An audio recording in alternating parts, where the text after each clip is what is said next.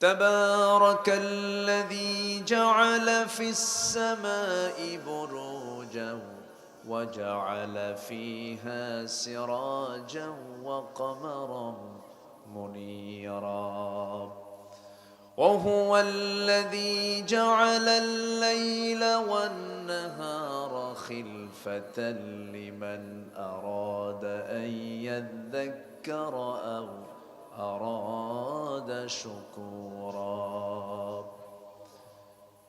অতীব বরকতময় সেই মহান প্রভু যিনি এই মহাশূন্যের মাঝে বুরুজ সৃষ্টি করেছেন, এর মাঝে প্রদীপ্ত সূর্য সৃষ্টি করেছেন এবং আলোকিত চাঁদ সৃষ্টি করেছেন, এবং তিনি দিনের দিনের দিনের ভিতরে রাত ঢুকিয়েছেন, রাতের মধ্যে দিন ঢুকেছেন, রাতকে দিনের স্থলাভিষিক্ত করে দিয়েছেন, খিলফা করে দিয়েছেন।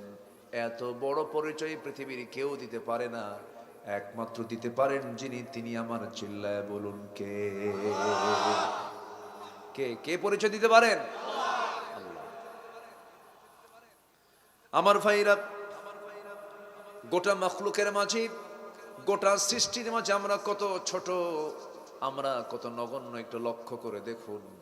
আমরা যেখানে বসে আছি এটা হলো কুমিল্লা জেলার দেবিদ্বার উপজেলার বিনাইপাড়া মধ্যপাড়া। আমার আল্লাহ তাআলা আছেন কোথায় দেখেন? আল্লাহ রাব্বুল আলামিন বলেন, আর রহমানু আলাল আরশি ইস্তাওয়া। আমার আল্লাহ তাআলা আরশ আজিমের সমাসীন আছেন। তিনি কত দূর, একটু লক্ষ্য করে দেখলেই তো আল্লাহর বড়ত্ব বোঝা যায়। আমার আল্লাহ কত দূরে আছেন। আমরা যেখানে বসে আছি এখান থেকে মানুষ উপরের দিকে বড় জোর যেতে পেরেছিল, চাঁদের দেশে গিয়েছিল, মঙ্গল গ্রহে গিয়েছিল, কিন্তু আল্লাহ তাআলা একজন মহামানবকে ৭টা আসমান জমিন, ৭টা আসমান পেরিয়ে সিদরাতুল মুনতাহা পেরিয়ে আর শাজিম পর্যন্ত নিয়েছেন। তিনি হচ্ছেন মুহাম্মদ সাল্লাল্লাহু আলাইহি ওয়াসাল্লাম। Marconi, Faraday, James Watt, Copernicus, Einstein, Dalton, Galileo, এই যে দুনিয়ার জাগতিক বিজ্ঞানীগুলোকে আমরা কয়েকটা তথ্য দেবার জন্য আমরা তাদেরকে মহাবিজ্ঞানী বলি, কিন্তু আল্লাহ তাআলা আমার রাসূলকে এমন কিছু দেখিয়েছেন, এমন কিছু তিনি দেখেছেন যা পৃথিবীর কোনোদিন মানুষের পক্ষে দেখা সম্ভব নয়। আমার নবী জীবনে আমি যা দেখেছি তোমরা তা দেখতে পাও না, আমি যা শুনি তোমরা তা শুনতে পাও না, কারণ আমার আল্লাহ তাআলা নিজের পরিচয় দিতে নিয়ে বলেছেন রব্বুল আলামিন, আর আমার নবীর পরিচয় দিতে নিয়ে বলেছেন রাহমাতুল লিল আলামিন। গোটা জগতের জন্য তিনি রহমত। আমার বন্ধুগণ, সে আল্লাহ তাআলা কত দূর, অথচ সে আল্লাহ আমার সবচেয়ে আপন, সবচেয়ে প্রিয়জন, কিন্তু আমার আল্লাহ তাআলা আর শাজিমের সমাসীন আছেন। আর শাজিমটা কত দূর। মানুষ চাঁদে গেল, মানুষ মঙ্গল গ্রহে গেল, মানুষ যদি বলে আমরা সূর্যের কাছে যাব, সূর্যের কাছে কি যাওয়া সম্ভব নাকি? সূর্যের আভ্যন্তরীণ তাপমাত্রা হলো লক্ষ লক্ষ ডিগ্রি সেলসিয়াস তাপমাত্রা। এই তাপমাত্রার কাছে যদি যায় জ্বলে পড়ে ছারখার হয়ে যাবে। যদি এখন মানুষ বলে আমি একটু তারকার দেশ দেখতে যাব, তারকা তো আরো দূরে, চাঁদ নিকটে, মঙ্গল গ্রহ নিকটে, কিন্তু তারকা তো আরো দূরে। তারকা দেখতে যদিও ছোট হয়, কিন্তু এক একটা তারকা আছে সূর্যের চাইতে ৩২-৩৩ কোটি গুণ বড় বড়। জোরে বলে সুবহানাল্লাহ। আমার ভাইরা, ওই তারকার দেশে যদি কোনো বান্দা যেতে চায়, পৃথিবীর সবচেয়ে নিকটবর্তী তারকার নাম হলো প্রক্সিমা সেন্ট্রাই। প্রক্সিমা সেন্ট্রাই যদি কেউ যেতে চায়, জাগতিক জীবনের কোনো নভোযান দিয়ে, জাগতিক জীবনের কোনো প্রকার কপ্টার দিয়ে, বিমান দিয়ে যাওয়া সম্ভব নয়।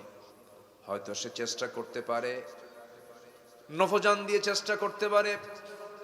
লেটেস্ট নভোযান হলো অ্যাপোলো 11, যার ঘন্টার গতি হলো ৩৯,০০০ কিলোমিটার। ৩৯,০০০ কিলোমিটার বেগে, ঘন্টায় যদি ৩৯,০০০ কিলোমিটার বেগে যেতে পারে, এমন একটা দ্রুতগামী নভোযানে চড়ে যদি রওনা দেওয়া শুরু করে দেয়, পৃথিবীর সবচেয়ে নিকটবর্তী তারকার দেশে যেতে তার সময় লেগে যাবে ১,১৫,০০০ বছর মাত্র। যাবেন কারা কারা? হাত তোলেন।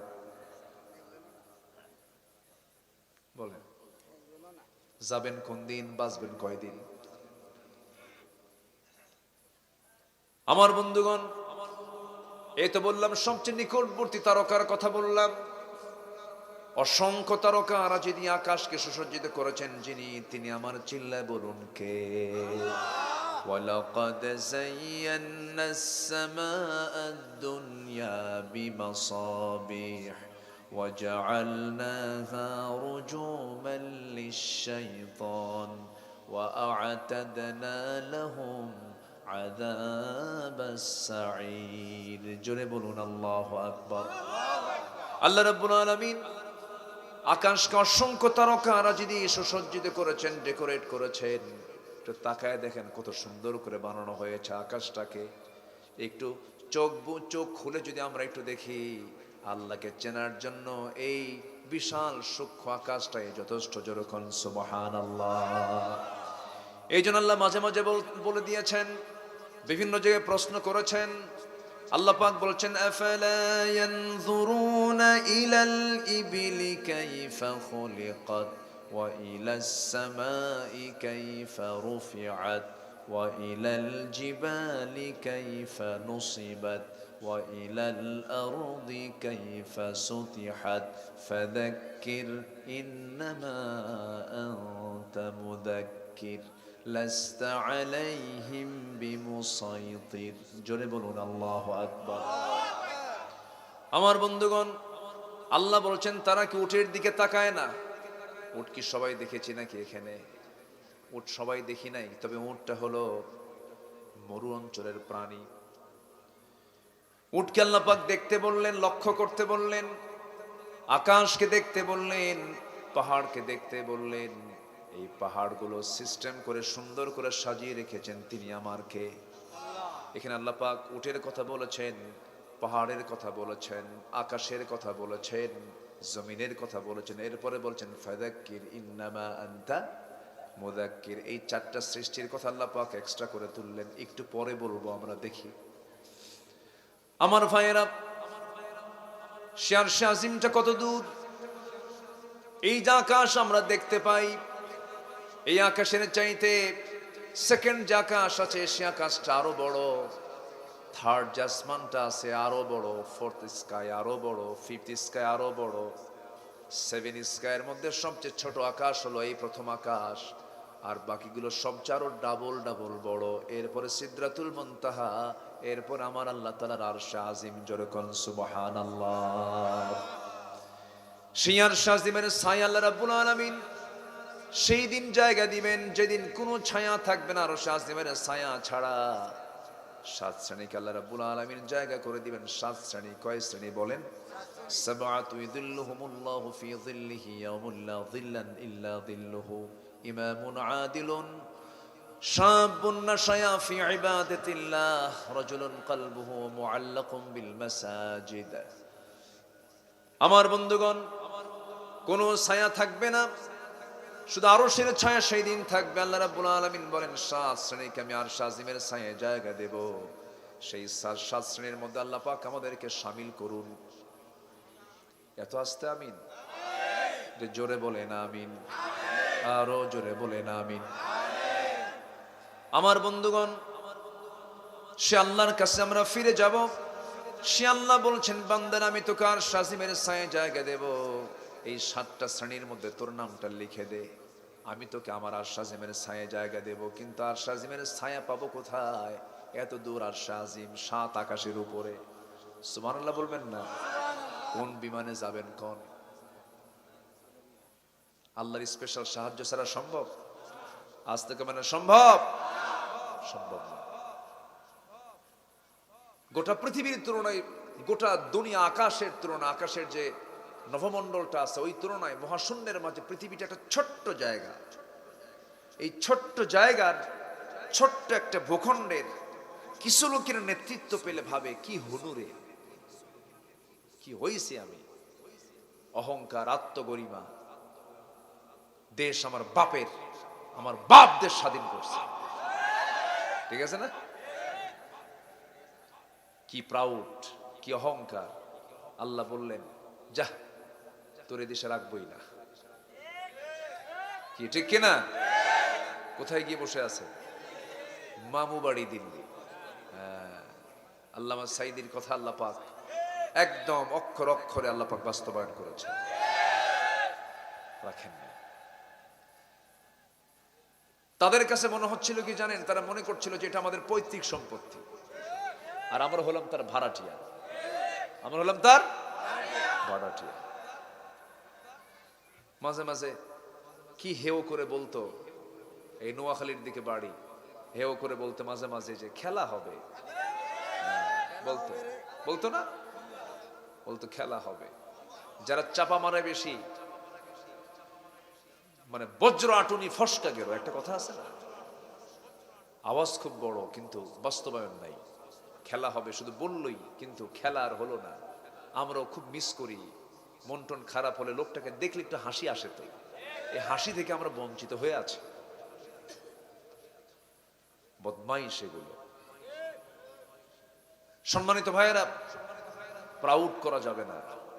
সকল সৃষ্টির মাঝে আমি একটা সৃষ্টি, এই তো আমার জীবন আল্লাহ পাক দিয়েছেন। যে কোনো মুহূর্তে এই জীবনটা এই মানে অচিন পাখি খাঁচা থেকে যে কোনো মুহূর্তেই বের হয়ে যাবে। কিসের প্রাউড আমার? মরে যাব এখনই। 24 ঘন্টায় চুল থাকবে না। চুলে কত জেল দেওয়া হয়, কত শ্যাম্পু দেওয়া হয়, কত কি করা হয়। মরে যাওয়ার সঙ্গে সঙ্গে 24 ঘন্টা গুনে গুনে চুলের গোড়া তার ক্ষমতা হেরে ফেলবে। চুলগুলোর পতন হয়ে যাবে। কত দামি দামি চুল, কত যত্ন করা হয়েছে চুলে ধুলা যেন না যায়, কত ডিজাইন করে চুল কাটিং করা হয়েছে। দেখবেন এখনকার যুবকরা কি সুন্দর করে চুল কাটে, দুই দিকে চুল নাই, পিছনেও চুল নাই, চামড়া বের করা কাউয়া কাটিং। মাথার উপরে গোল করে সেন্ট মার্টিন দ্বীপ। যখন বলা হয় এটা পাইছো কোথায়, বুঝবেন না হুজুর, আপডেট কিছু বোঝেন নাকি? আমাদেরকে বলে কি কোথায় পাইছো, এটা কোন স্টাইল? মেসি, তুমি কে নেইমার, তুমি কে কুত্তা? আমার বন্ধুগণ, এই চুলগুলোর পতন হয়ে যাবে 24 ঘন্টায়, এরপরে থাকবে না। এই চামড়াগুলোর কত যত্ন আমরা নিয়েছি, কত সাবান লাগিয়েছি, তেল সাবান লাগিয়েছি, শীতের মধ্যে কত কি লাগিয়েছি, কত প্রসাধন ইউজ করেছি। মরে যাওয়ার সঙ্গে সঙ্গে দেখা যাবে এই চামড়াগুলো 3 দিনে গলে গলে পোকার পেটের খাবার হয়ে যাবে। আমার দেহ পোকার নিয়ন্ত্রণে চলে যাবে। মাত্র 7 দিন লাগবে না, 7 দিনের মাথায় দেখা যাবে পেটের যে নাড়িভুঁড়িগুলো আছে, চোখ দিয়া, কান দিয়া, নাক দিয়া, মুখ দিয়া, সব দিক দিয়ে নাড়িভুঁড়িগুলো বের হতে থাকবে। চেহারা বিকৃত হয়ে যাবে। কি বিশাল বডি, সুন্দর চামড়া, চামড়াটা আল্লাহ সুন্দর দিয়েছিলেন। 6 ফুট মানুষ রাস্তায় যখন হাঁটে কি প্রাউড তার, সে গনি না, ডোন্ট কেয়ার।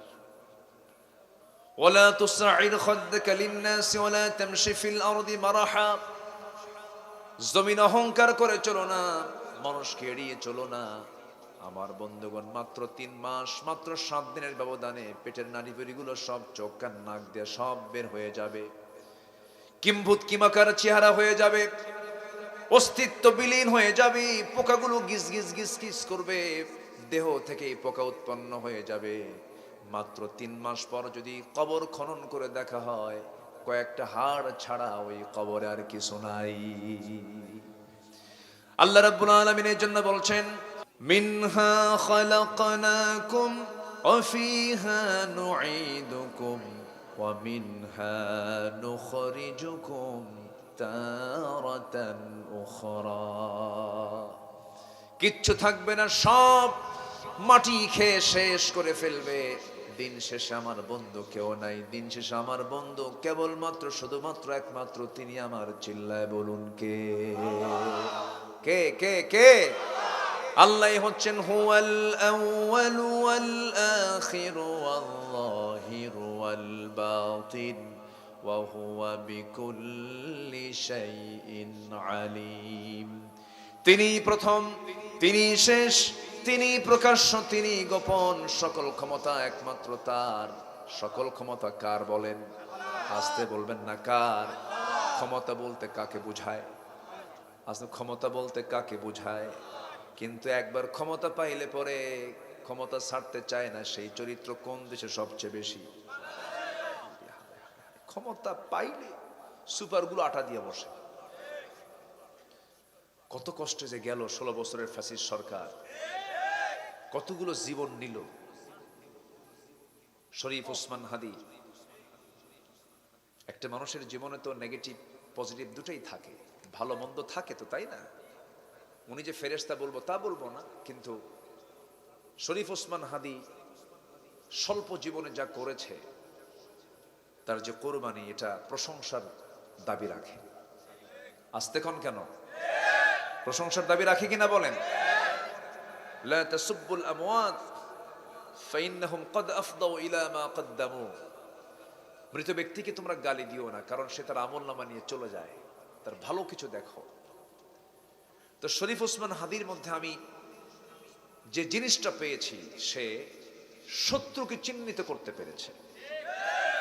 দেশের প্রকৃত শত্রু কারা, এটাকে সে চিহ্নিত করতে পেরেছে। এরপর একটা মানুষ মরার আগে সে বলতেছে যে আমি মনে হয় বাঁচবো না, আমাকে মেরে ফেলবে, গুলি করবে। যদি আমি মরেই যাই, আমার ছোট্ট একটা ছেলে আছে, আপনারা একটু দেখেন, খেয়াল করেন। আর আমার মৃত্যুর পরে যেন আমার বিচারটা যেন জাতি পায়, সঠিক বিচার যেন পায়। সম্মানিত ভাইয়েরা, সম্মানিত বন্ধুগণ, জীবন তো এমনই হওয়া উচিত। মুনাফিকের জীবন 1000 বছরের চাইতে ইমানদারের জীবন কয়েকটা মুহূর্তে উত্তম। সম্মানিত ভাইয়েরা, এজন্য আমরা আমাদের স্বকীয়তাকে বজায় রাখবো, ব্যক্তিত্বকে বজায় রাখবো, ইমানকে মজবুত করে রাখবো, ইমানকে জলাঞ্জলি দেব না, আমরা ইমানকে ঠিক রাখবো। জোরে বলি ইনশাআল্লাহ। সম্মানিত ভাইয়েরা, একটু মনোযোগ দিয়ে কথাগুলো শুনবেন। আমি খুব বেশি সময় নিতে পারবো না, আমি নাতি দীর্ঘ কথা বলছি, সময় বেশি পাচ্ছি না আমি আজকে। সম্মানিত ভাইয়েরা, আমরা সবার আগে আমরা কার কাছে ভালো হতে চাই? আসতে বলেন, কার কাছে ভালো হতে চাই? গোটা পৃথিবী আমার বিরুদ্ধে, ডোন্ট কেয়ার, কোনো সমস্যা নাই। গোটা পৃথিবী আমার ডিনাই করছে, কোনো সমস্যা, নো প্রবলেম। আল্লাহ আমার পক্ষে আছেন, আমি বিজয়ী। গোটা পৃথিবী আমার পক্ষে আছে, কিন্তু আল্লাহ আমার বিরুদ্ধে আছেন, আমি পরাজিত। আইয়াদুররুক আইয়ানফাউক। গোটা পৃথিবী আমার ক্ষতি করতে চায়, আল্লাহ আমার উপকার করতে চান, কেউ আমার ক্ষতি করতে পারবে না। এই জন্য সবার আগে আমার প্রিয় হতে হবে কার? আসতে বলবেন না কার? আল্লাহ রাব্বুল আলামিন বলেন, ওয়াল্লাযীনা আমানু আশাদ্দু হুব্বাল লিল্লাহ। ঈমানদার যারা, তারা সবচেয়ে বেশি মহব্বত করে একমাত্র আল্লাহ তাআলাকে। জোরে কোন সুবহানাল্লাহ। শরীফ ওসমান হাদি একজন হাফেজ ছিল, হাফেজ কোরআন ছিল। তার বড় ভাই বড় আলেম, বাবা আলেম ছিলেন, মাটা পরহেজগার, ঢাকা ইউনিভার্সিটিতে পড়াশোনা করতেন। প্রচন্ড মেধাবী, প্রচন্ড সাহসী, প্রচন্ড দৃঢ়চেতা, প্রচন্ড দেশপ্রেম, প্রচন্ড আন্তরিক, প্রচন্ড বিপ্লবী চেতনা। শরীফ ওসমান হাদি, আল্লাহ তুমি তার কবরটাকে জান্নাতের নূর দিয়ে মুনাফফার করে দাও। আজকে 11 দিন চলে, আজ পর্যন্ত তার হত্যাকারীকে গ্রেফতার করতে পারল না। শুধু ব্যর্থতা নয়, চরম ব্যর্থতা, এটা চরম ব্যর্থতা। আমরা চূড়ান্ত শাস্তি, চূড়ান্ত দৃষ্টান্তমূলক শাস্তি আমরা কামনা করছি। শরীফ হত্যার সঙ্গে যারাই জড়িত, তাড়াতাড়ি সব জট খুলে বের করুন, চূড়ান্ত শাস্তি নিশ্চিত করুন। আর এটা যদি না করি আমরা, এটার জন্য যদি আমরা না কথা বলি, আমার আপনারও বিচার হবে না। একটা ব্যর্থ রাষ্ট্রের জন্য সবচেয়ে বড় উদাহরণ হলো বিচার না পাওয়া, সঠিক বিচার না আসা, না পাওয়া। এটা হচ্ছে ব্যর্থ রাষ্ট্রের সবচেয়ে বড় একটা দিক। এটা সম্মানিত ভাইয়েরা, সম্মানিত বন্ধুগণ, আল্লাহ পাকের সাথে আমাদের মহাব্বতটা বাড়াতে হবে। আমরা কার কাছে ভালো হতে চাই বলেন তো? আল্লাহর কাছে। রসুলের চোখেও আমরা ভালো হব। নবীর চোখে ভালো হওয়া লাগবে না? ভালো হতে হবে। 10টা শ্রেণী আছে হাদিসের দৃষ্টিকোণ থেকে। 10টা শ্রেণীকে আল্লাহ রসুল খুব ভালো বলেছেন, শ্রেষ্ঠ বলেছেন। রসুলের চোখে 10টা শ্রেণী উত্তম, খাইর শব্দ দিয়ে রসুল সম্বোধন করেছেন। যেরকম খাইরুকুম মান তাআল্লামাল কুরআনা ওয়া আল্লামাহু, তোমাদের মধ্যে সেই লোকটা শ্রেষ্ঠ যে নিজে কোরআন শেখে এবং অপরকে শেখায়। নবীর চোখে এটা একটা শ্রেষ্ঠ মানুষের পরিচয়, যে নিজে কোরআন শিখলো এবং অপরকে শেখালো। এরকম করে আল্লাহর দৃষ্টিতে আল্লাহর পছন্দনীয় কিছু বান্দা আছে। কারা কারা? একটু পরে আসতেছি। নবীজির চোখে কারা কারা ভালো একটু বলে নেই। নাম্বার 2 হলো সর্বোত্তম আখলাকের অধিকারী যারা, তারা হলো শ্রেষ্ঠ। রাসূল বলেছেন ইন্না খিয়ারাকুম আহাসিনুকুম আখলাকা, তোমাদের মধ্যে সবচেয়ে শ্রেষ্ঠ ব্যক্তি সেই যে চারিত্রিক দিক থেকে যে ব্যক্তি যে উত্তম, সেই হলো সবচেয়ে শ্রেষ্ঠ মানুষ। 1000 বছর রাত জেগে জেগে তাহাজ্জুদ পড়লাম, কিন্তু চরিত্র সুন্দর নয়, কোনো কাম হবে না। বরং 1000 বছর তাহাজ্জুদ না পড়ে যদি চরিত্র সুন্দর রাখা যায়, জিনার থেকে বাঁচা যায়, গুনাহ থেকে বাঁচা যায়, বান্দার হক থেকে বাঁচা যায়, নষ্ট করা থেকে বাঁচা যায়, ওই সর্বোত্তম চরিত্রই বেশি ওজন বানায়া দিয়া তাকে জান্নাতের মেহমান বানায়া নেবে। فأما من ثقلت موازينه فهو في عيشة راضية وأما من خفت موازينه فأمه هاوية وما أدراك ما هي نار حامية। নাম্বার 3 হলো ঋণ পরিশোধে যে বান্দা সবচেয়ে সজাগ থাকে, ঋণ পরিশোধ করা ব্যক্তিকে রাসূল শ্রেষ্ঠ বলেছেন। ইন্না খিয়ারাকুম আহসানুকুম আকাদা, তোমাদের মধ্যে সেই লোকটাই শ্রেষ্ঠ যে ঋণ পরিশোধ করতে নিজেকে প্রস্তুত রাখে, সেই লোকটা সবচেয়ে শ্রেষ্ঠ। কিন্তু আমাদের সামাজিক অবস্থানটা এমন, ঋণদাতা বিপদে না ঋণ গ্রহীতা বিপদে? বলেন বলেন। যে ঋণ দেয় সেই তো বিপদে পড়ে। সম্পর্ক নষ্ট করতে চান, টাকা খরচ দিবেন, সম্পর্ক এমনি নষ্ট। লেনদেন নাই বলা চলে। রাসূলকে প্রশ্ন করা হলো মাতাসা ইয়া রাসূলুল্লাহ, কিয়ামত কখন হবে? আমার রাসূল বললেন কিয়ামত হবে তখন ইদা উদিআতিল আমানা, যখন আমানতদারিতা নষ্ট হয়ে যাবে।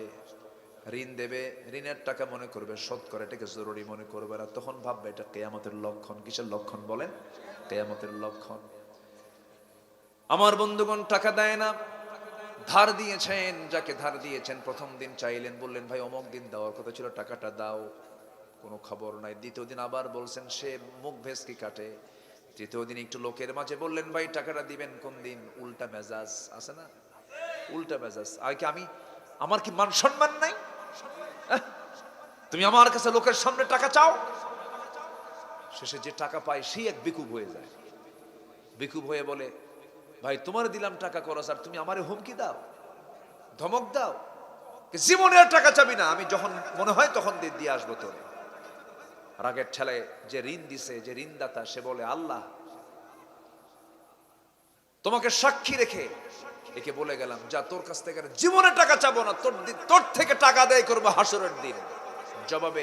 জবাবে ঋণ গ্রহীতা যে ঋণ নিছে সে কয় যা, লম্বা ডেট পাইছে, যা। কি কথা কি বোঝা গেল? এদের জন্য জান্নাত না জাহান্নাম? ঋণ এমন একটি মানে বিপদ, ঋণগ্রস্ত ব্যক্তির এমন একটা বিপদ, এটা এমন একটা নিন্দনীয় কাজ। ঋণ করে যে মারা যায় তার রুহটা ঝুলন্ত থাকে। কি থাকে? ঝুলন্ত, সিদ্ধান্তহীনতায় থাকে, ঝুলন্ত থাকে। হাদিসে এসেছে আমার নবীজি ঋণগ্রস্ত ব্যক্তির জানাজা পড়াতেন না। কে ঋণ আছে জানাজাই পড়াবো না, যা। কি কথা বুঝতেছেন আপনারা? আমার দেশে সবচেয়ে বেশি ঋণগ্রস্ত কারা? গরিব মানুষ। কারা? 10,000 কোটি টাকার মালিক 20,000 কোটি টাকা লোন, ভিআইপি ফকির। কি ফকির? ভিআইপি ফকির। আমার আপনার টাকা দিয়ে ওরা ধনী। আবার লেখা থাকে ঋণ খেলাপিকে বয়কট করুন। ঋণ খেলাপিকে কি করুন? বয়কট করুন। একটা মানে ওই যে বিড়ির গায়ে ওয়াজ লেখা আছে না, বিড়ির গায়ে ওয়াজ লেখা থাকে না, সংবিধিবদ্ধ সতর্কীকরণ, ধূমপান বিষপান, ধূমপান হৃদরোগের কারণ, ওর মধ্যে ওয়াজ লেখা থাকে। এরকম ঋণ খেলাপিদের বয়কট করুন, ওই বিড়ি খাওয়ার ওই বিড়ির প্যাকেটের ওয়াজের মধ্যে। আমার নবী যে ঋণগ্রস্ত ব্যক্তির জানাজা পড়াতেন না যতক্ষণ না ঋণ না শোধ হতো। এক সাহাবী বলতেছেন, হুজুর পড়ান, ঋণ আছে যে, তুমি কি দায়িত্ব নেবে? হুজুর আমি দায়িত্ব। তুমি যদি দায়িত্ব নাও জানাজা পড়াও। কত ভয়ঙ্কর একটা জিনিস হচ্ছে ঋণ নিয়ে কবরে যাওয়া। আমরা ঋণ মুক্ত জীবন গড়বো, জোরে বলি ইনশাআল্লাহ। আলু ভর্তা, আদা সিদ্ধ ডাল আর নয় মরিচ ভর্তা খেলাম, কিন্তু কোন ঋণের বোঝা নিয়ে কবরে যাব না আমরা। আল্লাহ কবুল করুন, আল্লাহ কবুল করুন। এই কথাগুলো কি বলার দরকার আছে ভাই? আছে কিনা বলেন? শহীদের শাহাদত ক্যান্সেল হয়ে যাবে, শহীদের শাহাদাত, শহীদের মর্যাদা ক্যান্সেল হয়ে যাবে ঋণের কারণে। এত ভয়ঙ্কর হচ্ছে ঋণ। আল্লাহ ঋণের বোঝা থেকে আমাদেরকে বাঁচাও। একটা দোয়া আছে, আল্লাহুম্মা ইন্নী আউযু বিকা মিনাল হাম্মি ওয়াল হাযানি ওয়াল আজাজি ওয়াল কাসালি ওয়াল জুবনি ওয়াল বুখলি ওয়া দালা'id দাইনি ওয়া গালাবাতির রিজাল। এখানে ঋণ থেকে আল্লাহর কাছে আশ্রয় চাওয়া হয়েছে। আল্লাহ তোমার কাছে ঋণ মুক্ত জীবন চাই, তোমার কাছে আশ্রয় চাই। আল্লাহ ঋণ মুক্ত জীবন গড়ার তৌফিক দাও। আমার নবীর চোখে 10 শ্রেণী শ্রেষ্ঠ, এর মধ্যে নাম্বার 3 হচ্ছে যারা ঋণ পরিশোধে শ্রেষ্ঠ ব্যক্তি। ঋণ পরিশোধে যারা নিজেকে প্রস্তুত রাখে তার হচ্ছে শ্রেষ্ঠ, যারা জোরে বলি আল্লাহু আকবার। তাও বুখারী শরীফের হাদিস কিন্তু এটা। নাম্বার 4 হলো ওই লোকগুলো শ্রেষ্ঠ যারা সর্বক্ষণ মানব সেবায় নিজেকে নিয়োজিত রাখে। খায়রুন নাস মান ইয়ানফাউন নাস, মানুষের সেবায় নিয়োজিত ব্যক্তি আমার নবীর চোখে শ্রেষ্ঠ। নাম্বার 5 হলো পরিবারের নিকট যারা সর্বোত্তম ব্যক্তি, তারা আমার নবীর কাছে শ্রেষ্ঠ মানুষ। রাসূল নিজে বলেছেন, খায়রুকুম খায়রুকুম লিআহলিহি ওয়া আনা খায়রুকুম লিআহলি ওয়া ইযা মাতা সাহিবুকুম ফাদআউহু। আমার রাসূল বলেন, ওই বান্দা তোমাদের মধ্যে শ্রেষ্ঠ বান্দা যে তার পরিবারের কাছে শ্রেষ্ঠ হয়। আমি রাসূল, আমি নিজের পরিবারের কাছেও আমি শ্রেষ্ঠ। আমার পরিবারে আমার দাম আছে। আমার বন্ধুগণের জন্য বাহিরে ভালো হওয়ার চাইতে সবার আগে ভালো হতে হবে নিজের পরিবারের কাছে। বাহিরে বিশাল পরিচয় পীরজাদা, কিন্তু বাড়িতে হারামজাদা। হ্যাঁ, ঠিক আছে না? বাহিরে বিশাল বড় পরিচয়, বিশাল বড় বুজুর্গ, কিন্তু বউ জানে এটা কত নম্বর লুচ্চা। আস্তে কন কেন বলেন? আস্তে কন কেন? এই জন্য আগে ভালো হতে হবে বাহিরে না ভিতরে? ভিতরে ভালো হতে হবে। রাসূল বলেছেন, আমি আমার পরিবারের কাছে শ্রেষ্ঠ। আমার নবীজি বসে আছেন, 4 স্ত্রী এসে রাসূলকে বলছেন একসাথে, হুজুর আমাদের 4 স্ত্রীর মধ্যে গন্ডগোল লাগছে, কি নিয়ে? আপনি কাকে বেশি ভালোবাসেন? সবাই বলে আমাকে, সবাই বলে আমাকে, আপনার মুখ থেকে শুনবো। নবীজি কি সুন্দর করে সমতা রক্ষা করেছেন। তাই নাকি? হ্যাঁ, ঠিক আছে, জবাব আগামীকালকে সকালবেলা দেব, যাও। 4 জনকে পাঠায়া দিলেন। সন্ধ্যা হলো, 8টা খেজুর হাতের মধ্যে নিলেন। 8টা খেজুর 2টা করে ভাগ করে আম্মা জান আয়েশার ঘরে গিয়ে বলছেন, আয়েশা তোমাকে লুকোচুরি করে তোমার কাছে 2টা খেজুর দিয়ে গেলাম। আমি তোমাকে খুব ভালোবাসি, কিন্তু এই তোমাকে যে মোহাব্বত করি এই কথাটা তুমি কাউকে বলবা না। খেজুর যে দিয়েছে এই কথা কাউকে বলবা না। দ্বিতীয় স্ত্রী ঘরে গিয়ে কি কথা বললেন? তৃতীয় স্ত্রী, চতুর্থ স্ত্রী ঘরে গিয়ে 2টা করে খেজুর দিয়ে কি আচরণ করে আসলেন। পরের দিন সকালবেলা বুক ভরা আশা নিয়ে 4 জনে চলে আসছে নবীর কাছে। হুজুর আপনি কাকে ভালোবাসতে চেয়েছেন, কাকে বেশি ভালোবাসেন আজকে বলতে চেয়েছেন। আমার নবীজি মুস্কি হাসি মেরে বললেন, আমি তাকেই সবচাইতে বেশি ভালোবাসি যাকে গত রাত্রিতে আমি 2টা খেজুর লুকায় দিয়ে আসছি। যা, সুবহানাল্লাহ বলবেন না? আমার বন্ধুগণ, মনোযোগ দিয়ে কথাগুলো শুনি। আমরা নিজের পরিবারকে আমরা সময় দেব। আমার নবীজি দুনিয়া থেকে বিদায় নেওয়ার সময় কিন্তু কোনো সাহাবীর সঙ্গে তার শেষ কথা হয় নাই। স্ত্রীর সঙ্গে শেষ কথা হয়েছে, সন্তান মেয়ে ফাতিমার সঙ্গে তার সর্বশেষ কথা হয়েছে। আমার নবীজি পরিবার ছাড়া কোথাও চলতেন না বেশি। উহুদে গেছেন, স্ত্রী আম্মা জান আয়েশা সিদ্দিকাকে নিয়ে গেছেন। তাবুক অভিযানে গিয়েছেন, পরিবারকে সাথে নিয়ে চলে গেছেন। মক্কা থেকে মদিনায় হিজরত করেছেন, পরিবারকে সাথে নিয়েছেন। আমার নবীজি জীবনে একবার হজ করেছেন। হজ করেছেন জীবনে আমার নবী কয়বার? আর আমার দেশে 30 বার হজে যাওয়ার পরও সুদ ছাড়ে না। সুদ তো এলাকায় নাই মনে হয়। তাহলে থাক, ওই ওয়াজ থাক, ওই আজার করবো না। যেহেতু সবাই খায়, খান, বিসমিল্লাহ কয়া খান। আপনি না বললেও তো করবো। সে হুজুর আমি না তো। হাসিনা থাকতেই বাদ দেই নাই, আর এখন হাসিনা তো নাই, এজন্য আগের মতো আর বেশি কই না। আগে আরো বেশি বলতাম। আমাকে যারা ফলো করেন, আমাকে যারা শোনেন, আমি হক কথা একটা দিনের জন্য বলা বন্ধ রাখি নাই। বলেছি, জেল খেটেছি, আমাকে গুলি করা হয়েছে, আমাকে হত্যার পরিকল্পনা করা হয়েছে, অনেক কিছু করা হয়েছে। হক কথা বলা বন্ধ করি। সম্মানিত ভাইয়েরা, তাহলে 30 বার হজ করে শিক্ষা পাইল কি? সুদ খায়। আবার কয় কি জানেন? হুজুর এই হাতে আল্লাহর ঘর 30 বার ধরছে। হাজি না বললে মন খারাপ করে। 7.5 লাখ টাকা খরচ করে হজ করে আসলাম, হাজি ক ধমকায়। আসে না, হাসে না, ক হাজি। আমার হাজি বলিস না কেন? আমাদের সাবেক প্রয়াত রাষ্ট্রপতি হোসেন মোহাম্মদ এরশাদের নাম শুনছেন তো? জাতীয় চাচা। এই চাচার কারণেই তো এই 16 বছর ঠিক ছিল। চাচার তো কোনো আগা গোড়ানো ছিল না, বুঝেন নাই? এই চাচা একদিন কোন এক প্রোগ্রামে তার নাম ঘোষণা হচ্ছে, পল্লী বন্ধু, 64,000 গ্রাম বাংলার পল্লী বন্ধু হোসেন মোহাম্মদ এরশাদ। পরে বলতেছে, এই আমার নামের আগে আলহাজ আছে না? আলহাজ ক। কি বুঝতেছেন কি আপনারা? এই হচ্ছে অবস্থা। আর আমার নবীজি জীবনে হজ করছেন কয়বার? একবার। আমার নবীজি একবার হজ করেছেন, তাও একা নন। আমার নবীজি আম্মা জান আয়েশা সিদ্দিকাকে সাথে নিয়েছেন। আমার মায়ের এই কথায় খুব খুশি হবেন। হুজুর ভালো করে কোন বুড়াখালী একা যায়? বুড়াখালী একা চলে যায়, বুড়িকে নিয়ে যায় না। আমার নবীজি আম্মা জান আয়েশা সিদ্দিকাকে নিয়ে জীবনে একটা বার হজ করেছেন। একবারে তিনি তাকে সাথে নিয়ে চলে গেছেন।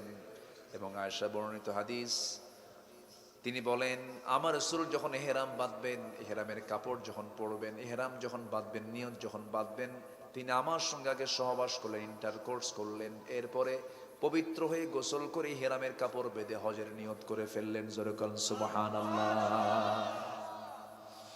আমার নবীজি পরিবারকে খুব কাছে টেনেছেন, সন্তানদেরকে সময় দিতেন। ফাতিমাকে বিয়ে দিলেন।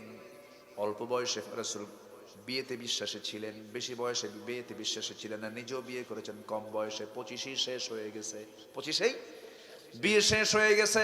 কিন্তু আমার দেশে শিক্ষা অর্জন করতে করতে বয়স হয়ে যায় 48 বছর মাত্র। এরপরে বিয়ে করে 3টা দাঁত পড়ে গেছে, 60 বছরের বাপ হয়। বাচ্চা নিয়ে যখন রাস্তায় হাঁটে, ছেলেকে ডাক দিয়ে বলে লোকজন, এই ছেলে তোমার এটা দাদা না নানা। আমার নবীজি বিয়ে করেছেন 25 বছরে, মেয়েকে বিয়ে দিয়েছেন সুসময়ে। মেয়েকে বিয়ে দিতে নিয়ে আমার নবীজি ওই ফাতিমাকে বিয়ে দেওয়ার পর আমার নবীজি যখন মেয়েকে উঠায়া দিয়েছেন স্বামীর ঘরে, 3 দিন পার হতে দেন না। এই 3 দিন পার হতো না, রাসূল ফাতিমাকে না দেখলে ছটফট করতেন। পরিবারকে প্রচন্ড ভালোবাসতেন তিনি, সন্তানদেরকে স্নেহ করতেন তিনি, নাতিপুতিকে ভালোবাসতেন তিনি, নাতিপুতিদের আদর করতেন তিনি, মহব্বত করতেন তিনি। আমার বন্ধুগণ, আমার ভাইরা, এই জন্য আমার পরিবারকে মজবুত করব, পরিবারকে জাহান্নাম থেকে বাঁচাবো। ইয়া আইয়ুহাল্লাযীনা আমানু কু আনফুসাকুম ওয়া আহলিকুম নারা। নিজে বাঁচো, তোমার পরিবারকে জাহান্নাম থেকে বাঁচাও। সেই জন্য পরিবারকে আমরা সাথে নিয়ে চলবো। জোরে বলি ইনশাআল্লাহ। বউর সাথে থাকলে নিরাপদ না বিপদ? বলেন, বিপদ না নিরাপদ? বউর সাথে আছে, আপনি অন্য মহিলার দিকে তাকাতে পারবেন? খবর আছে, একদম খায়া ফেলাবে আপনার। বউকে কে ভয় করে না বলেন? সব সময় বউকে ভয় করে, কি ঠিক কিনা? আপনি ভয় করেন না? অবশ্যই। বউকে না ভয় করলে সংসার হবে না।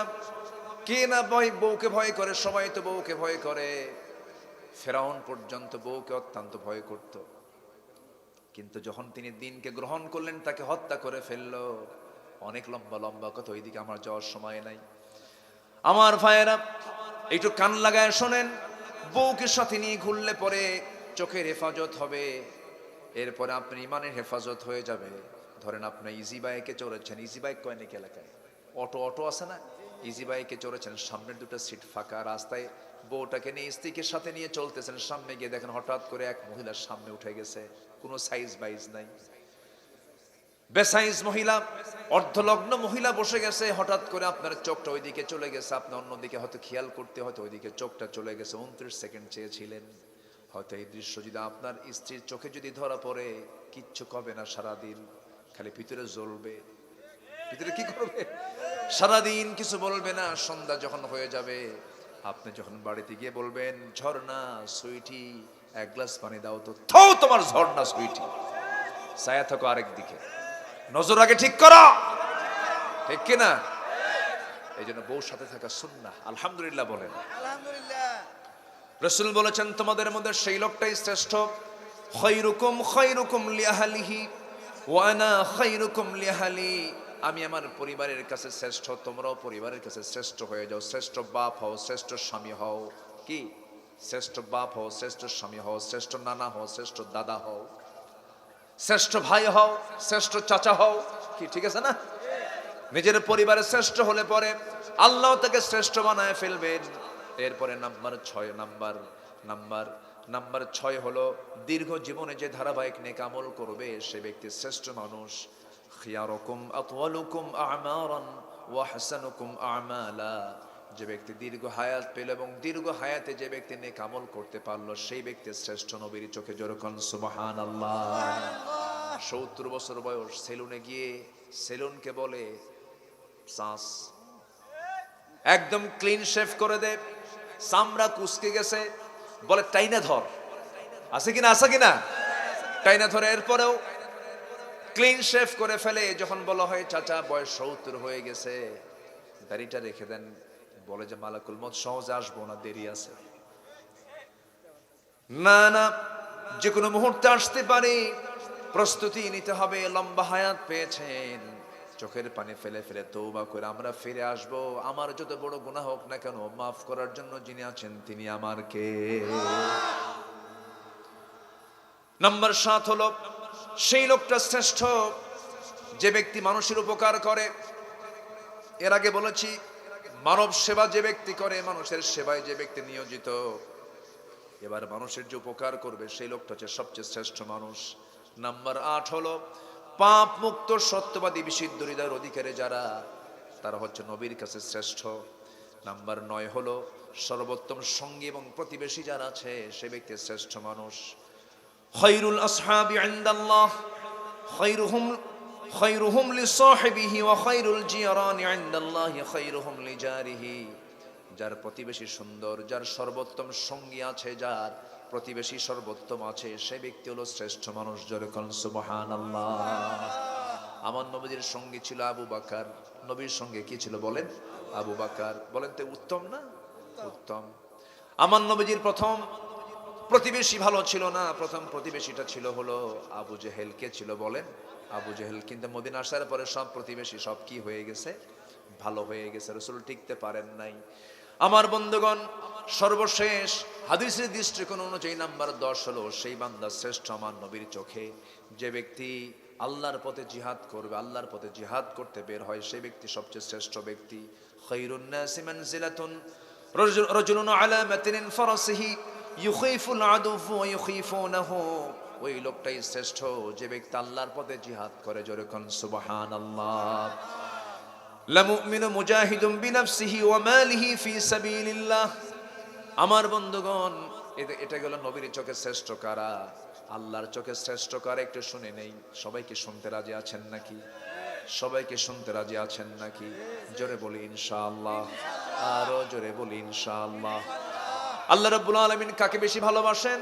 ইন্নাল্লাহা ইউহিব্বুল্লাযীনা ইউকাতিলুনা ফী সাবিলিল্লাহ ইন্নাল্লাহা ইউহিব্বুল্লাযীনা ইউকাতিলুনা ফী সাবিলিহি সাফফান কাআন্নাহুম বুনয়ানুম মারসুস। জোরে বলুন আল্লাহু আকবার, আরো জোরে আল্লাহু আকবার। আল্লাহ তাআলা সেই বান্দাকে সবচেয়ে বেশি ভালোবাসেন যে বান্দা আল্লাহর রাস্তায় আল্লাহর দ্বীন কায়েমের জন্য যারা সীসা ঢালা প্রাচীরের মতো কাতারবদ্ধ হয়ে যারা আল্লাহর পথে সংগ্রাম করে, ওই সমস্ত বান্দাকে আল্লাহ তাআলা দারুণ বেশি ভালোবাসেন। যেরকম সুবহানাল্লাহ। আমরা কার ভালোবাসার প্রিয় পাত্র হব? আজ তো কার ভালোবাসার প্রিয় পাত্র হব? আল্লাহকে যদি পেয়ে যায় একবার, পৃথিবীর কাউকে লাগবে না। আল্লাহকে একবার যদি পেয়ে যায়, পৃথিবীর কারো কোনো প্রয়োজন হবে না। আমার সকল প্রয়োজনের সমস্ত অভাবগুলো পূরণ করবেন তিনি। আমার কে? আল্লাহ রাব্বুল আলামিন আরেক জায়গায় বলেছেন, কোন লোকটার কথা সবচেয়ে সুন্দর দেখো আমার চোখে। ওয়ামান আহসানু কাওলাম মিম্মান দাআ ইলাল্লাহি ওয়া আমিলা সালিহান ওয়া ক্বালা ইন্নানি মিনাল মুসলিমিন। তার কথার চাইতে উত্তম কথা কার হতে পারে? যে লোকটা মানুষকে আল্লাহর দিকে ডাকে এবং নিজে ভালো আমল করে এবং নিজে বুক উঁচু করে পরিচয় দেয়, আমি আল্লাহকে সবচেয়ে বেশি ভালোবাসি। জোরে কোন সুবহানাল্লাহ। জিকির করি লা ইলাহা,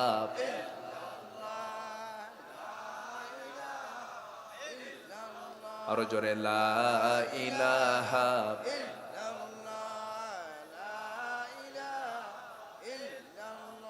আরো জোরে লা ইলাহা,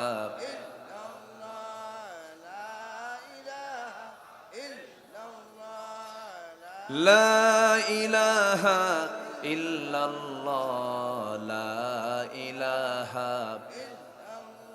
আরো জোরে লা ইলাহা, লা ইলাহা ইল্লাল্লাহ মুহাম্মাদুর রাসূলুল্লাহ সাল্লাল্লাহু আলাইহি ওয়াসাল্লাম। আমার সময় তো ধীরে ধীরে ফুরে যাচ্ছে, খুব অল্প সময়। আমার পরবর্তীতে আরো কিছু মেহমান আছেন, তারাও কথা বলবেন। সম্মানিত ভাইয়েরা, এলাকার নাম কি? বিনাইপাড়। মাশাআল্লাহ। কি পাড়া? মধ্যপাড়া। মধ্যপাড়া। আল্লাহ তুমি এই গ্রামকে নামাজের গ্রাম বানায় দাও। আচ্ছা বলেন তো, কোন ওয়াক্তে মসজিদের সবচেয়ে কম মুসল্লি থাকে? কোন ওয়াক্তে মানুষ বাড়িতে বেশি থাকে? বলেন, থেমে আছেন কেন? লক্ষণ ভালো না। বলেন, ফজরই মানুষ বেশি বাড়িতে থাকে। তাহলে বাড়িতে মানুষ বেশি থাকে ফজরে, আবার ফজরের সবচেয়ে কম মুসল্লি হয়। মুনাফিক জোহর পড়তে পারে, মুনাফিক আসর পড়তে পারে, মাগরিব পড়তে পারে, এসব পড়তে পারে, কিন্তু মুনাফিক কখনো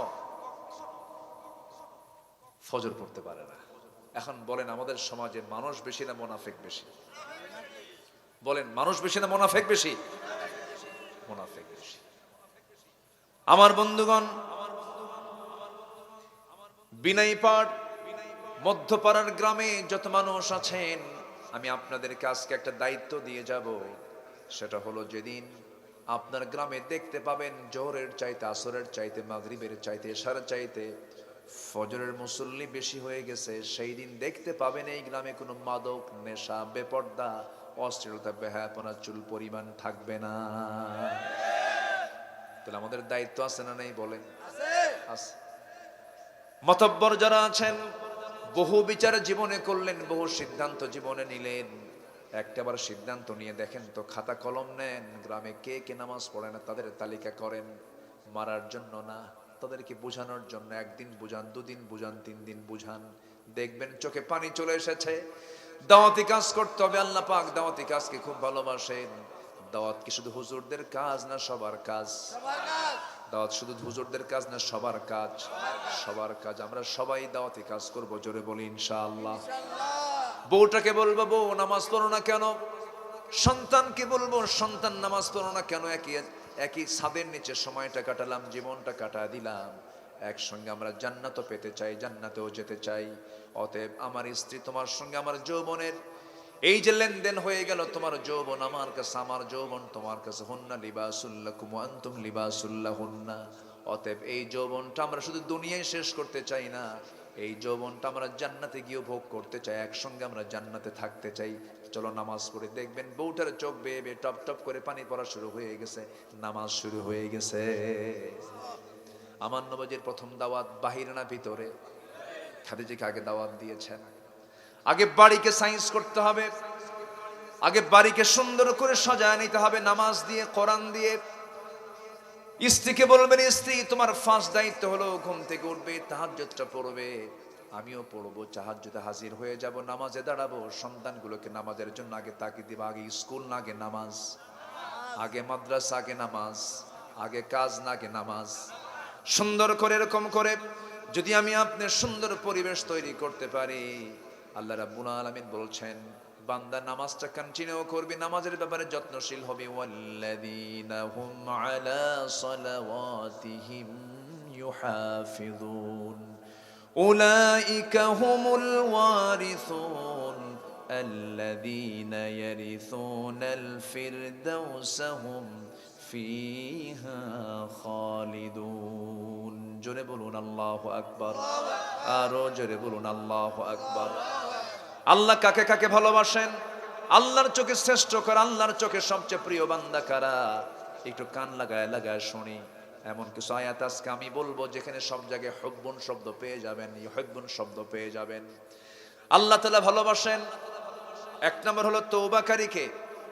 আল্লাহ রাব্বুল আলামিন বলেন, ইন্নাল্লাহা ইউহিব্বুত তাওয়াবিন ওয়া ইউহিব্বুল মুতাতাহহিরিন। জোরে বলুন আল্লাহু আকবার। তওবাকারীকে ভালোবাসেন, পবিত্রতা অর্জনকারীকে ভালোবাসেন। নাম্বার 2, যেটা বলে ফেলেছি আমি কিছুক্ষণ আগে, সূরা সফের আয়াতটা, আল্লাহর পথে যারা সংগ্রাম করবে, যারা সীসা ঢালা প্রাচীরের মতো, তাদেরকে আল্লাহ রাব্বুল আলামিন খুব ভালোবাসেন। নাম্বার 3 হয়ে গেছে, কারণ তওবাকারী, পবিত্রতা অর্জনকারী, জিহাদকারী। নাম্বার 4 হলো তাওয়াক্কুলকারী, যারা ভরসা করবে কার উপরে? ছেলে দেন কে, মেয়ে দেন কে, দেন না কে? ফয়সালা কার? সকল সমস্যার সমাধান কে করেন? ছেলে দিলেও খুশি হব, মেয়ে দিলেও খুশি হব, না দিলেও খুশি হব, কারণ আল্লাহ পাক ইয়াখলুকু মা ইয়াশা ইয়াহাবু লিমান ইয়াশাউ ইনাসা ওয়া ইয়াহাবু লিমান ইয়াশাউ যুকুর। আল্লাহ যাকে চান ছেলে দেন, যাকে চান মেয়ে দেন, যাকে চান কিচ্ছু দেন না, কিমা করে দেন, বন্ধা করে দেন, কখনো মন খারাপ করা যাবে না। কিন্তু কিছু কিছু মহিলা আছে বলে আল্লাহ আসলে নজর ঠিক নাই কেন? রহিম উদ্দিনের বাড়িতে 4টা ছেলে, আমার বাড়িতে 4টা মেয়ে, কি দরকার ছিল এরকম করার? আল্লাহ যদি রহিম উদ্দিনের ওই বাড়ির 2টা ছেলে আমার বাড়িতে ঢুকায় দিয়ে, যদি আমার 2টা মেয়ে ওই বাড়িতে ঢুকায় দিত, তাহলেই তো হিসাব সোজা। দেখছেন আছে না এই বলে? কিন্তু বান্দা বোঝে না আল্লাহর হিসাবটা কোন কোন জায়গায়। আল্লাহ ভালো করে জানেন কার জন্য কোনটা লাগবে, কার জন্য কোনটা বরাদ্দ হবে। আল্লাহ কাউকে সম্পদ দিয়া পরীক্ষা করেন, কাউকে সম্পদ না দিয়া পরীক্ষা করেন, কাউকে ছেলে দেন, কাউকে মেয়ে দেন, কাউকে কিচ্ছু দেন না। একমাত্র ফয়সালা, সিদ্ধান্ত একমাত্র কার? আল্লাহ রাব্বুল আলামিন বলেন, فبما رحمة من الله لنت لهم ولو كنت فظا غليظ القلب لانفضوا من حولك فاعف عنهم واستغفر لهم وشاورهم في الأمر فإذا عزمت فتوكل على الله إن الله يحب المتوكلين। জোরে বলুন আল্লাহু আকবার। আল্লাহ রাব্বুল আলামিন মুতাওয়াক্কিল যারা যারা আল্লাহর প্রতি ভরসা করবে তাদেরকে দারুণ ভালোবাসেন। আল্লাহ 8 শ্রেণীকে ভালোবাসেন। কয় শ্রেণী বলেন? নাম্বার 1 বলেছে তওবাকারী, নাম্বার 2 বলেছে পবিত্রতা অর্জনকারী, নাম্বার 3 বলেছে জিহাদকারী, নাম্বার 4 বললাম তাওয়াক্কুলকারী। কার উপরে তাওয়াক্কুল? আল্লাহর উপরে। নাম্বার 5 হলো যারা ইহসান করবে, আল্লাহ পাক তাদেরকে ভালোবাসেন। ওয়া আনফিকু ফি সাবিলিল্লাহি ওয়া লা তুলকু বিআইদিকুম ইলাত তাহলুকা ওয়া আহসিনু ইন্নাল্লাহা ইউহিব্বুল মুহসিনিন। আল্লাহ পাক ইহসানকারীকে খুব ভালোবাসেন, দয়া যারা করবে। তুমি দয়া দেখাবে, ইরহাম তুরহাম, দয়া দেখাবে দয়া পাবে। যত শক্ত হবে তার প্রতিদান তুমি পেয়ে যাবে। আমার বন্ধুগণ, ক্ষমা করব ক্ষমা পাবো, ক্ষমা করব না ক্ষমা পাবো না। আল্লাহুম্মা ইন্নাকা আফুউন কারীম তুহিব্বুল আফওয়া ফাআফু আন্না। আমার বন্ধুগণ, নাম্বার 6 হলো ন্যায়পরায়ণ যারা, ন্যায়পরায়ণতা যারা অবলম্বন করবে আল্লাহ পাক তাদেরকে ভালোবাসেন। আল্লাহ রাব্বুল আলামিন বলছেন, ইন্নাল্লাহা ইউহিব্বুল মুকসিতিন। জোরে বলুন আল্লাহু আকবার। নড়ে কেন? এটা ভূমিকম্প শুরু হলো নাকি? ও এটা, এই শান্ত হও। এটা শূন্যের উপরে তো এটা বানানো হয়েছে, এটার পিলার খুব দুর্বল। আর আল্লাহ তাআলা এমন আকাশ বানালেন পিলারই নাই, তাও কত মজবুত। যেরকম সুবহানাল্লাহ, বিগাইরি আমাদিন তারাউনাহা, কি মজবুত আকাশ আল্লাহ পাক বানিয়েছেন। যেরকম সুবহানাল্লাহ। আমি তো উট, আফালা ইয়ানজুরুনা ইলাল ইবিলি কাইফা খুলিকাত বলতে পারলাম না। সামা, এরপর কি ওয়াইলাস সামাই কাইফা ওয়াইলাল আরদি কাইফা সুতিহাত। এই যে 4টা সৃষ্টি নিয়ে অনেক লম্বা লম্বা কথা ছিল, সব মিস হয়ে যাচ্ছে না? এবছর থাক, আগামীতে শেষ করে দিই, আলোচনা চালাই। জোরে বলি ইনশাআল্লাহ, আর জোরে বলি ইনশাআল্লাহ। ন্যায়পরায়ণ যারা আল্লাহ পাক তাদেরকে খুব ভালোবাসেন। জোরে বলেন সুবহানাল্লাহ। আর শাসিমের ছায়া আল্লাহ পাক 1 নম্বর তালিকে রেখেছেন ন্যায়পরায়ণ শাসককে, ন্যায়পরায়ণ বিচারককে। ইমামুন আদিলুন, ন্যায় বিচারপতিকে আল্লাহ পাক আর শাসিমের ছায়ায় 1 নম্বর কাতারে রাখবেন। জোরে বলেন সুবহানাল্লাহ। বিচারকের দাম সবচেয়ে কম না সবচেয়ে বেশি? দুনিয়াতেও ওদের মান কিন্তু সবার উপরে। এই জন্য আল্লাহ তো বিচারক, আলাইসাল্লাহু বিহকামিল হাকিমিন। নাম্বার 7 হলো যারা মুত্তাকি হবে আল্লাহ তাদেরকে ভালোবাসেন। আল্লাহ রাব্বুল আলামিন বলছেন, ইন্নাল্লাহা ইউহিব্বুল মুত্তাকিন। আল্লাহ পাক মুত্তাকিনদেরকে দারুণ ভালোবাসেন। জোরে বলি সুবহানাল্লাহ। যারা সবরকারী, যারা আল্লাহর পথে যারা সবর করবে আল্লাহ পাক তাদেরকে ভালোবাসেন। ওয়াকাইয়্যিম মিন নাবিয়্যিন কাতালা মাআহু রিব্বিয়ুনা কাসীর ফামা ওয়াহানু লিমা আসাবাহুম ফি সাবিলিল্লাহ ওয়ামা যুফু ওয়ামা ইসতাকানু ওয়াল্লাহু ইউহিব্বুস সাবিরিন। আল্লাহ তাআলা ধৈর্যশীলকে দারুণ ভালোবাসেন। যেরকম সুবহানাল্লাহ। ধৈর্য ছাড়া কোনো কিছু অর্জন হয় না। ধৈর্য হলো বাগান, রাগ হলো জঙ্গল। রাগ কি? জঙ্গল। জঙ্গল তেমনি হয়, কিন্তু বাগান তো সাজাতে হয়, বাগানকে পরিশ্রম করতে হয়, মেহনত করতে হয়। এই জন্য ধৈর্য হলো বাগান, রাগ হলো জঙ্গল। জঙ্গল হব না বাগান হব, রাগী হব না ধৈর্যশীল হব। ধৈর্যশীলের সাথে কে আছেন? আল্লাহ আছেন। আমার বন্ধুগণ, বিয়ে আগে না ধৈর্য আগে? কিছু কয় না। বিয়ে আগে না ধৈর্য আগে? সেদিন এক মহিলা ফোন দিছে আমারে, ফোন দিয়ে কয়, হুজুর আমার স্বামী না সকালেও তালাক দেয় বিকেলেও তালাক দেয়, আমি কি আসি না নাই? বুঝলেন? এরকম আছে না, কিছু পুরুষ আছে না মুখে তালাক নিয়েই থাকে। ওদেরকে কি করা দরকার জানেন? বাঁশ গাছের যে ডাল আছে ওটাকে এলাকায় কি বলে? জিংলা। জিংলা, কঞ্চি বলে, কঞ্চি কিছু কিছু এলাকায়। বেত, হ্যাঁ এরকম, মানে জিংলা। ওই বাঁশের জিংলা কয়েকটা, পাকা বাঁশের জিংলা কয়েকটা এক জায়গায় করে পিটন দরকার। এত তালাক শব্দ নিস কেন? আমার মায়ের এই লাইনে খুব খুশি, ভালো করে কম। এগুলো কেন করবেন? তালাক টালাক দিয়ে আমাদের কাছে এসে এমন কান্দা কান্দে আর বলে, হুজুর কি যে ভুল করছি, হুজুর বাচ্চা আছে, মেয়ে আছে, হুজুর দেখেন তো একটু প্যাঁচ মুস মেরে ঘুরে আনা যায় কিনা। মানে হুজুর শরীয়তের মালিক। এরকম আছে না নাই? ধৈর্য যার নাই ইমান হুমকির মুখে পড়ে যাবে। ধৈর্য আছে যার ইমান তার ঠিক থেকে যাবে। ধৈর্য আগে আনতে হবে। ব্যবসা আগে না ধৈর্য আগে? লুঙ্গি বিক্রি করবেন আপনি, লুঙ্গির দোকানদার এক লুঙ্গি দেখি কি এক লুঙ্গি কিনবে নাকি? 10 লুঙ্গি দেখে এক লুঙ্গি কিনবে। 10 লুঙ্গি দেখার পরও কিনবে কিনা গ্যারান্টি নাই, 50-50 নাও কিনতে পারে। কিন্তু রাগ কি করা যাবে নাকি? যখন আপনি লুঙ্গি বেচতে নিয়ে আপনি 10টা লুঙ্গির সব খুলে খুলে দেখালেন, হাত দিয়ে দেখে দেখে কয় হচ্ছে না, নিলাম না। যখন হলো না, নিয়ে না নিয়ে যখন চলে গেল, সেই সময় কি আপনি রাগ করতে পারবেন নাকি? আপনি যদি ভিতরে জ্বলে যাচ্ছে, এতগুলো দেখালাম ভিতরে জ্বলতেছে, কিন্তু বলার কোনো কায়দা নাই। ব্যবসা তো কিচ্ছু বলতে পারবে না, একটা ভেসকি মেরে হাসি মারবে না, হাসি আসে না তাও হাসবে কি, ঠিক আছে বাবা আইসেন ভাই, ভিতর দিয়ে জ্বলে যাচ্ছে, তুই তো কিনলি না রে। কিন্তু আপনি যদি এরকম মনে করেন না হেসে কিনবি না, কেন বাইন্দা থুয়ে তোরে কেনা, দোকানদার আসবে জীবনে? ধৈর্য ধরতে হবে, নামাজে ধৈর্য লাগবে। ওয়াস্তাইনু বিসসবরি, এই জন্য ধৈর্যের বিকল্প নেই। আল্লাহ পাক ধৈর্যশীল হওয়ার তৌফিক দান করুন। একজন নবীর মধ্যে সবচেয়ে রাগ বেশি ছিল, সেই নবীর নাম কি বলেন? হ্যাঁ, খুব রাগ ছিল না? এত রাগ, সামনে একটা ইয়াং টকবকে যুবক বেদবি করতেছে, বলেন এই বেদবি করো কেন? কেন করি নাই? বেদবি করতেছো? না করি নাই। করছো বেদবি?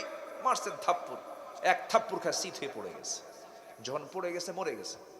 আল্লাহকে বলছে, আল্লাহ মারছি শাসন করার জন্য, মরে গেছে, এটা দোষ কিন্তু আমার না, তোমার। আল্লাহ বললেন দেশ ছাড়ো, হিজরত করো, ফেরন তোমারে ছাড়বে না। একদম খুনের মামলা দিয়ে দিচ্ছে। দেশ ছাড়লেন, চলে গেলেন মাদিয়ান। কোথায় চলে গেছেন? মাদিয়ান যাওয়ার পরে প্রচন্ড ক্ষুধা তৃষ্ণা, কেউ নাই, কেউ চেনেও না। কূপের ধারে গিয়ে কূপ থেকে পানি তুলে ঠান্ডা কূপের পানি পান করলেন, তৃষ্ণা নিবারণ করলেন। সামনের দিকে তাকায় দেখেন বালতি হাতে নিয়ে দাঁড়ায় আছে দুই মহিলা। বলে নাই তোমরা বাড়ির বালতি নিয়ে দাঁড়ায় আছো কেন? তুই কূপ থেকে পানি নেব, নিয়ে যাও। সন্ধ্যার পরে তো মেয়েদের বাইরে থাকতে নেই। বলতেছে যে ভিতরে আমরা যে কূপ থেকে পানি তুলবো, ওই ঢাকনার ওজন তো অনেক বেশি, 7 থেকে 8 জন পুরুষ মানুষ লাগে, আমরা তো পারবো না এটা। তাই ঠিক আছে, দাও বালতি। বালতি নিয়ে কূপের ধারে গেলেন, ঢাকনায় হাত দিলেন, সিটকে পড়ে গেছে 14 হাত দূরে। দুই মহিলা মনে মনে, এটা মানুষ নন্য কিছু, এত শক্তি এক মানুষের গায়ে থাকে। অবাক হয়ে গেছেন, বালতি তুলে দিয়ে বলছেন সোজা বাড়িতে চলে যাও, সন্ধ্যার পরে মেয়েদের বাইরে থাকতে নেই। কিন্তু মেয়েরা বলে কেন? সমান অধিকার। কি অধিকার? সমান অধিকারে কেন বাইরে থাকতে পারবে না?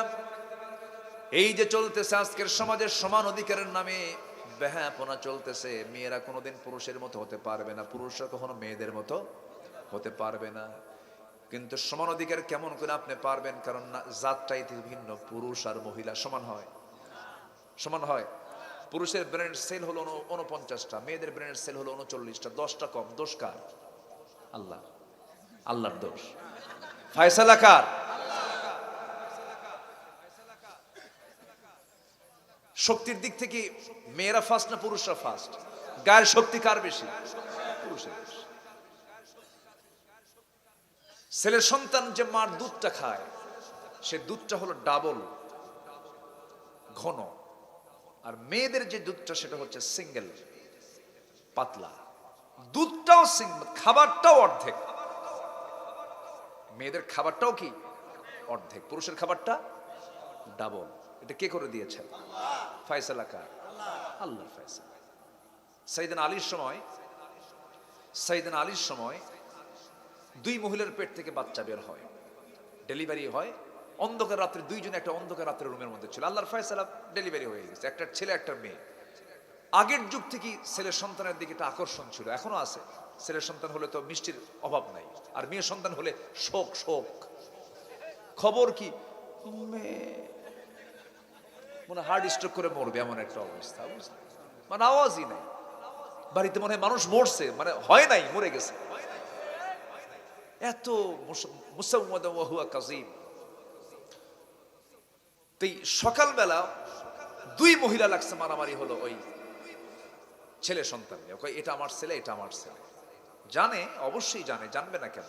কিন্তু ছেলের সন্তানে করছে, হুড়াহুড়ি মারামারি শুরু করে দিয়েছে। এরপরে এটা চলে গেছে আলী পর্যন্ত। সাইয়েদনা আলী বললেন যে তোমরা অবশ্যই জানো কার ছেলে আর কার মেয়ে। কেন পাতলা হলো, ওয়াজ আবার শুরু হলো। হুজুররা সব দিকে যায়,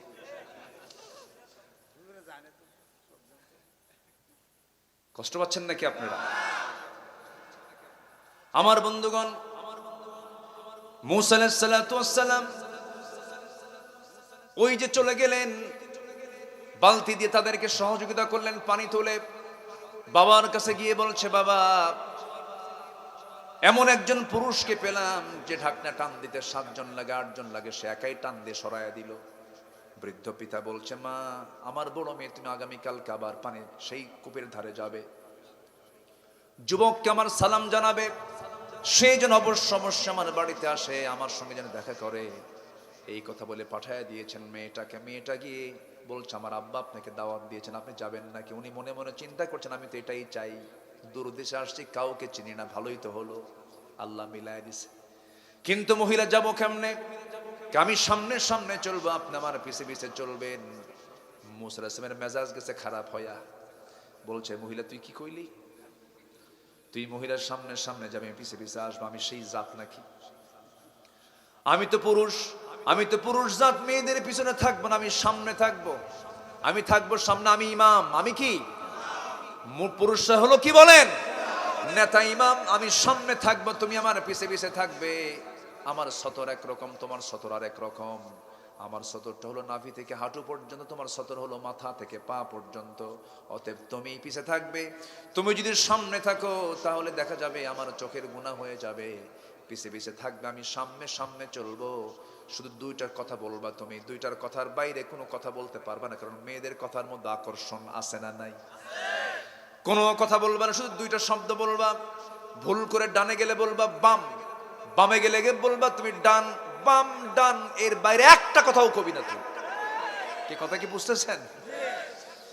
কি চরিত্রবান যুবক মূসা আলাইহিস সালাম! সেই সময় তিনি নবী হন নাই।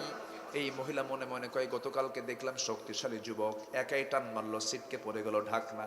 আজকে দেখি চরিত্র ভালো, কারণ এই সমস্ত যুবকদের সামনে একটা নারী 100% নিরাপদ।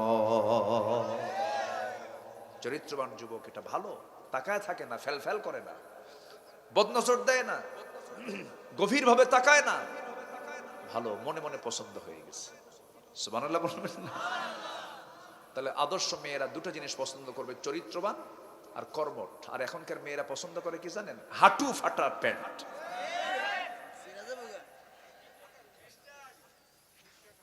কি ঠিক আছে না? TikToker, messenger, Imo, Line, Viber, WhatsApp, Imo, Instagram, Kurigram, এগুলো পছন্দ। আপনি যান কেন? বসে। কষ্ট পাচ্ছেন নাকি আপনারা? আমার বন্ধুগণ, মূসা আলাইহিস সালাম এবার সামনে সামনে চললেন, চলে গেছেন বাড়ি পর্যন্ত। চলে যাওয়ার পর এবার সালাম বিনিময় হলো। বৃদ্ধ লোক, মাথার চুল সাদা, দাড়ি সাদা, গোটা গা গুলো, চামড়া গুলো কুঁচকে গেছে বয়সের ভারে।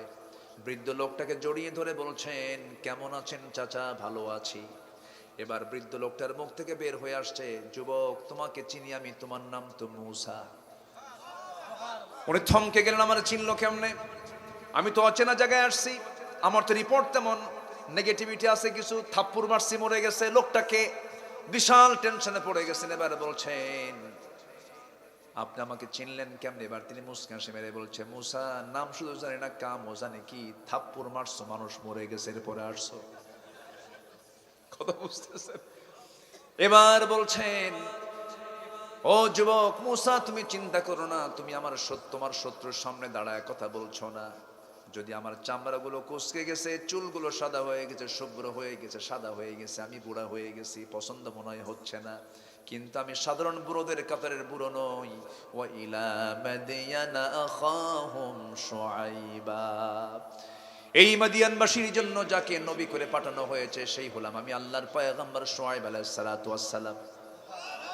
খুব খুশি হয়ে গেছেন এবার মূসা। তিনি নবী হন নাই, খুব রাগ, খুকি রাগ থাকা পর্যন্ত নবুয়ত দেন নাই আল্লাহ তাআলা। এবার বলছেন, হে মূসা, শোনো, গতকালকে আমার মেয়েকে দেখেছো, আজকে আমার মেয়েকে দেখলা, এই 2টারে যে কোনো একটা মেয়েকে আমি তোমার সঙ্গে বিয়ে দেব, তুমি কি বিয়ে করবা নাকি?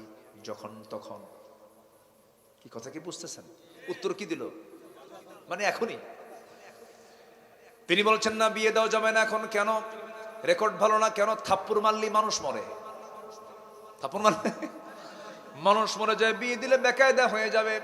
অতএব আমার বাড়ির যে ছাগলগুলো আছে, এই ছাগলগুলো তোমাকে 8 বছর পালতে হবে। 10 বছর পালতে পারলে আরো ভালো।